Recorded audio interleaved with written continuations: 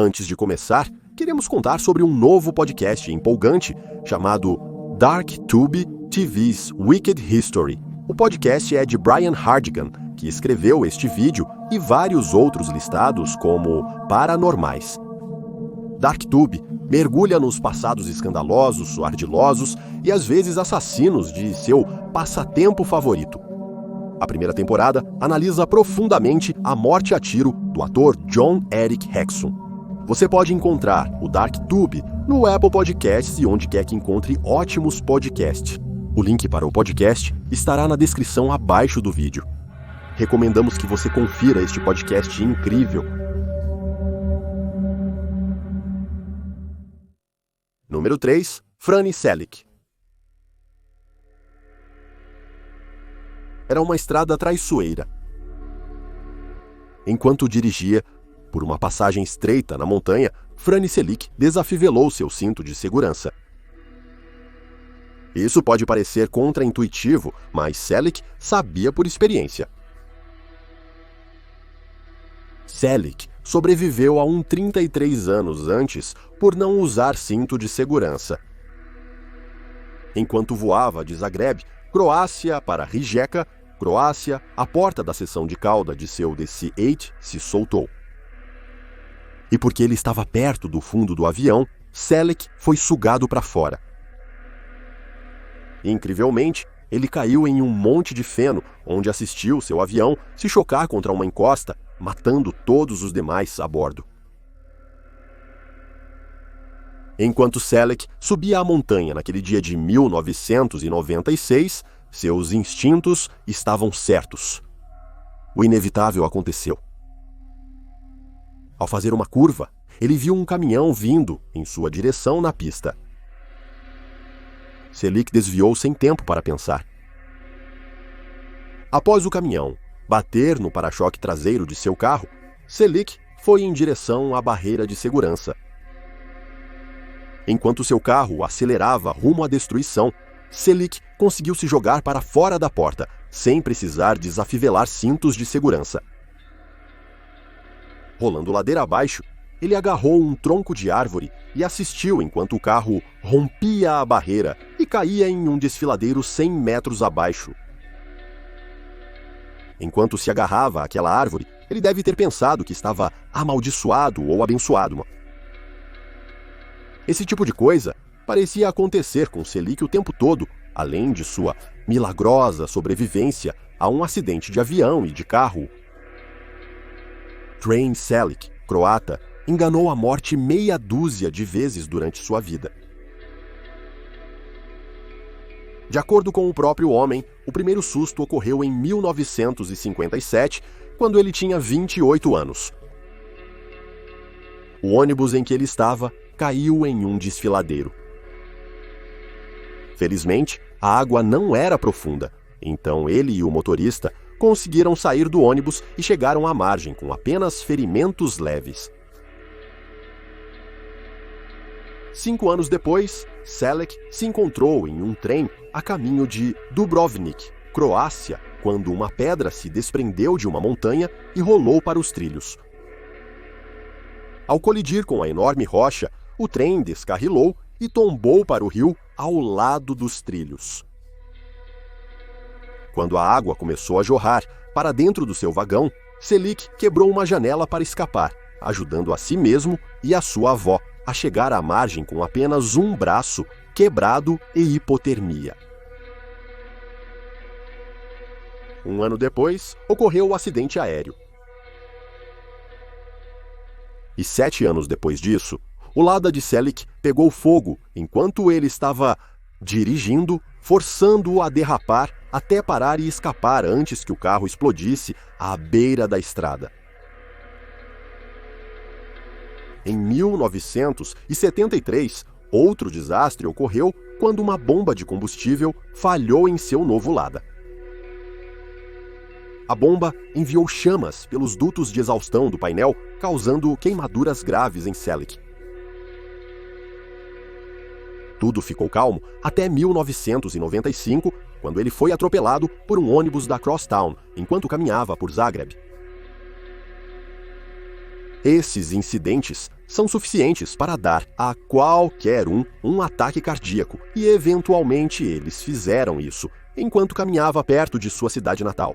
Dubrovnik, Selig, começou a sentir dores no peito e começou a ficar azul. Ele olhou em volta em busca de ajuda, apenas para ver que ele estava a 50 pés de uma entrada de pronto-socorro de um hospital.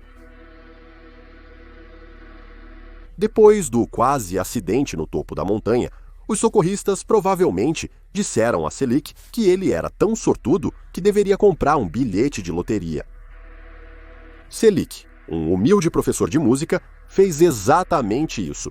Então ele ganhou 900 mil euros na loteria croata.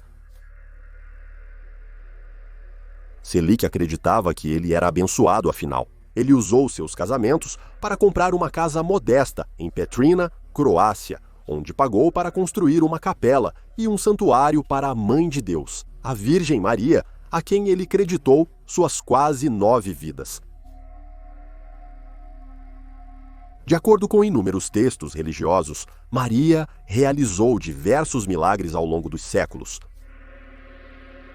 incluindo a Senhora de Fátima, o milagre em Lourdes e, claro, o nascimento de seu filho bastante famoso. Quanto a Franz Selig, a morte finalmente o alcançou em 2016, aos 87 anos, mas não antes de ele ter dado grande parte de seus ganhos para amigos e família, como uma forma de compartilhar sua boa sorte e espalhar sua bênção. Número 2. Yasmin Gomez. Em um dia quente de julho, às 10 da manhã, há 22 anos de idade, Jennifer Gomes lutava com as dores do parto no Hospital Lincoln Greco, Lourdena, sul do Brasil. Logo, ela deu à luz a uma menina que nomeou Yasmin. Mas logo surgiram sinais de problemas. Apenas os olhos de Yasmin não respondiam à luz, mas ela estava azul. Os médicos entraram em ação tentando reanimar o bebê. Mas após trabalhar incansavelmente por quase 1 hora, o médico responsável, Aurélio Filipac, declarou legalmente Yasmin como falecida. Filipac assinou o atestado de óbito de Willow Girl e expressou suas sinceras condolências à mãe. A enfermeira do Notre Dame, Ana Oliveira, levou o pequeno corpo de Yasmin para o necrotério do hospital. Mas Ana não teve coragem de colocar Yasmin em uma gaveta refrigerada. Ainda não. Ela começou a limpar e vestir a pequena Yasmin como faria com qualquer outro bebê. Ela é um anjinho, uma criança, disse Ana ao Daily Mirror do Reino Unido em 2013, como ele não conseguia enfrentar a ideia dela ser enviada para o necrotério. Então, ela levou o bebê para a capela do hospital, colocando Yasmin em um pequeno caixão sobre o altar.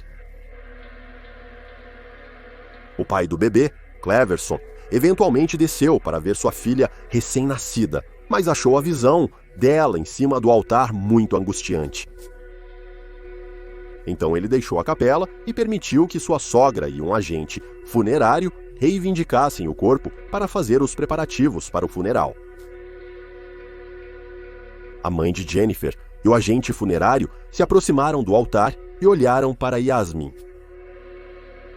Eles se chocaram quando o bebê chutou e se mexeu.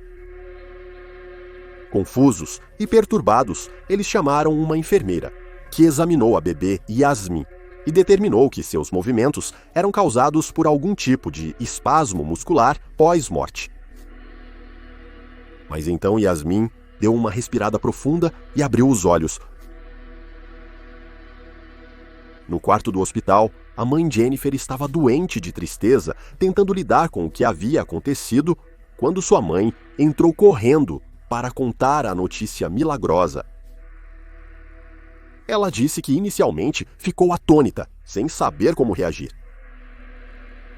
Mas esse sentimento logo foi seguido por euforia. Por sua parte, o Dr. Felipac pôde explicar o que havia acontecido. os equipamentos modernos de cuidado neonatal indicaram que o recém-nascido estava clinicamente morto. Foi um milagre, disse a avó ao site global G1 do Brasil e o bom médico parecia propenso a concordar em 20 anos de medicina, Philip Beck disse à mídia: "Nunca presenciei algo assim." Anualmente, cerca de 1 milhão de recém-nascidos no mundo sofrem de asfixia ao nascer. Eles nascem incapazes de respirar e são declarados natimortos. Mas alguns desses milhões são conhecidos por voltar dos mortos. Um caso parecido foi registrado 1 ano depois, em Halifax, Nova Escócia, quando o bebê nasceu sem resposta e permaneceu assim por quase meia hora. No momento em que a equipe e os médicos haviam perdido a esperança e o bebê era levado da sala de parto para o necrotério, ele começou a viver e respirar. Esses casos são milagres. A Igreja Católica acredita que sim. Em 2010, o Vaticano investigou o caso do pequeno James Ungstrom, em Goodfield, Illinois. Ele permaneceu sem resposta por mais de 1 hora após seu nascimento. Isso, apesar dos médicos realizarem ressuscitação cardiopulmonar, fornecerem oxigênio e injetarem nele uma dose completa de adrenalina. Porém, quando os médicos iam declarar o bebê James legalmente morto, ele voltou à vida, respirando e chorando. O Vaticano declarou esse caso um verdadeiro milagre em 2019. Hoje, James leva uma vida saudável e normal, e sua mãe, Bonnie, escreveu um livro sobre suas experiências. A mãe de Yasmin, Jennifer, acredita que sua filha também foi tocada por Deus. Não há como explicar milagres. Eles acontecem como Deus quer, então deve haver um propósito maior nisso. Segundo o médico, as pessoas podem tirar suas próprias conclusões, mas só quem esteve presente sabe o que de fato ocorreu. Vesna Volvic. Um homem agitado sentou-se em um assento de um McDonnell Douglas DC-9 durante um voo de Estocolmo para Belgrado em 26 de janeiro de 1972. Também. Vesna Volovic, uma das comissárias do voo, amaldiçoou em silêncio o homem que delirava e fazia escândalo em sua sessão. Ela também estava irritada, pois nem deveria estar neste voo. Outra mulher, chamada Vesna, estava escalada para trabalhar no voo 367. Ela só estava lá por uma confusão administrativa com seus primeiros nomes. Então Vesna ficou aliviada quando, após uma rápida escala em Copenhague, o homem irritante não voltou para o seu voo. O resto da viagem para Belgrado seria fácil, ela pensou. Apesar da capacidade de mais de 100 passageiros, apenas 23 viajantes estavam no voo naquela tarde. Quando o avião decolou para completar a última etapa da jornada, Vesna preparou café e chá e rolou seu carrinho de bebidas pelo corredor. Foi quando uma explosão rasgou o DC-9. Apesar da causa da explosão ainda ser debatida, a maioria concorda que foi uma bomba em uma maleta no bagageiro acionada por um temporizador, provavelmente colocada pelo homem que desembarcou mais cedo naquele dia. A explosão dividiu o avião em 3 partes, independentemente de sua origem. Os 3 pedaços de fuselagem começaram a cair livremente de uma altura de 33 mil pés. Dos 23 passageiros e 5 tripulantes, não houve sobreviventes, exceto uma, Vesna Volvic, de 22 anos. Vesna sobreviveu à explosão em pleno ar e ao impacto com o solo, graças a uma série de pequenos milagres interconectados. Vesna estava na seção central da fuselagem quando ela se partiu. A seção em forma de charuto do avião pode ter sido desacelerada pela resistência do ar durante a descida horizontal, diferente das menores seções do cockpit e da cauda, que caem como pedras. Em segundo lugar, devido à explosão, Vesna ficou presa entre um assento e um carrinho de bebidas. Manteve-a sentada e segura durante a descida e o impacto com o solo, quase como se ela estivesse presa em um assento de ejeção de um jato de combate. Em terceiro lugar, a fuselagem pousou em uma área remota e arborizada da Tchecoslováquia. Impactou uma densa floresta de enormes pinheiros que diminuíram sua queda antes de pousar em um terreno levemente inclinado, coberto por metros de neve que agiu como um amortecedor. O primeiro a chegar ao local do acidente foi Bruno, um morador local e médico do exército aposentado, um pequeno milagre. Quando ele encontrou Vesna sangrando muito nos destroços, começou a trabalhar para estancar o sangramento e estabilizá-la até a chegada dos socorristas. E finalmente, Vesna sofria de pressão arterial baixa, um fato que ela escondeu do exame físico de seu empregador bebendo muito café. Acredita-se que sua baixa pressão arterial a impediu de sangrar até a morte, enquanto impedia seu coração de basicamente explodir. Porém, Vesna não saiu ilesa do acidente. Ela sofreu uma fratura no crânio, quebrou as costas, as duas pernas e a pelvis. Ela passou 3 dias em coma após o seu calvário, mas sobreviveu. Após uma recuperação surpreendentemente rápida, Vesna se tornou uma sensação da mídia, papel que abraçaria pelo resto da vida. Após os dias sombrios do regime de Vlahović na Sérvia, Vesna deu seu apoio e sua celebridade ao líder democrático Boris Tadić e ajudou-o a ser eleito para a presidência em 2008. Era como se sua sobrevivência tivesse sido projetada para melhorar a vida de uma nação inteira. Antes de Vesna morrer em 2016, aos 66 anos, ela foi questionada pelo New York Times se sentia como a mulher mais sortuda do mundo. Como Selig, ela não se considerava nada sortuda. Se eu fosse sortuda, ela disse, nunca teria tido esse acidente. Em vez disso, Vesna atribuiu sua sobrevivência ao fundador da Igreja Ortodoxa Sérvia. Há outro pequeno milagre relacionado ao Calvário de Vesna. O bombardeio ocorreu em 26 de janeiro de 1972, na véspera da festa de São Sava, que é considerado o santo padroeiro e protetor do povo sérvio. Obrigado por assistir a este vídeo. Esperamos que você tenha achado interessante. Se você achou interessante, por favor, certifique-se de se inscrever. Teremos um novo vídeo sobre o paranormal toda semana. Se você acabou de descobrir este canal, confira também nosso outro canal, Criminally Listed. Temos mais de 325 vídeos com histórias de crimes estranhos, porém reais. Você pode encontrá-lo em youtube.com/criminallylisted. Também temos um podcast sobre casos não resolvidos que foram solucionados, chamado Criminally Listed Presents into the Killing.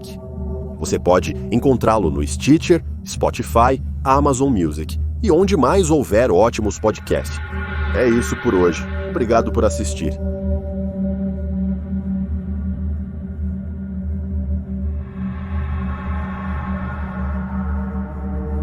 Obrigado.